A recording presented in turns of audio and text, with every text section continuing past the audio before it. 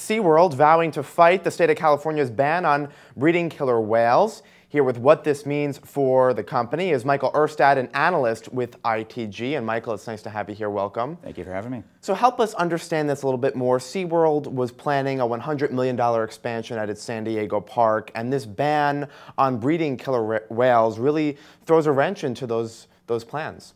Definitely. I would say, just to take a step back here, this is a plan that was announced about a week after the reported earnings in August of 2014. So this has been something that people have expected and has been in the works.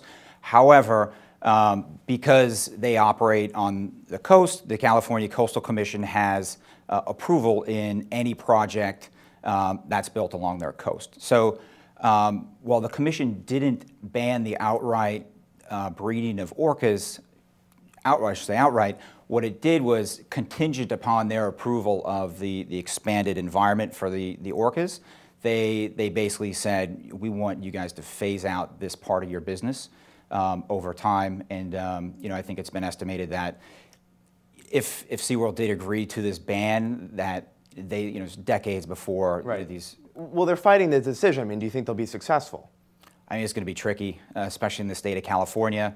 There's obviously a lot of consumer interest on both sides. It seems that, things are heated. I mean, things are heating up, to say the least.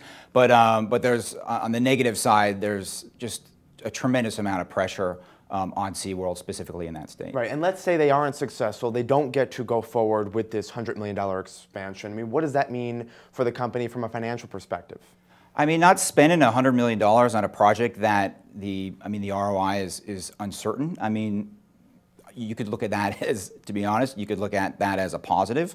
Mm-hmm. But what that does in the eyes of consumers and potential park goers, as they weigh SeaWorld's interests in these orcas, that potentially causes some problems. Again, there's no real clear right path here. Now, the company reports third quarter earnings in early November. You just raised your revenue estimates by about $10 million. Why?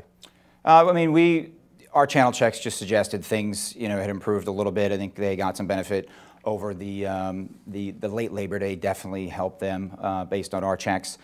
We still sit a little bit below consensus, though. All right. Now, on top of this legal dispute that's about to heat up, are there any other headwinds that SeaWorld is facing in your view?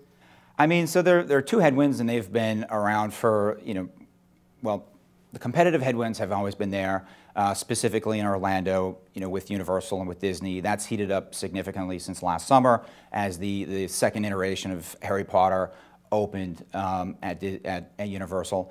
Now, the second the second headwind that SeaWorld faces is these brand challenges, and they've always faced challenges from activists over the past, since in existence, but with Blackfish and the ensuing media attention from that. Blackfish is that documentary that really put their practices in a negative light. Yes, yes, and again, we've based on our work, we think this has been most detrimental in the state of California, but it's a troubling piece there. All right, we'll be watching. Michael Erstad, thanks very much for coming in. All right, thank you very much. I'm Scott Gamm, and you're watching The Street.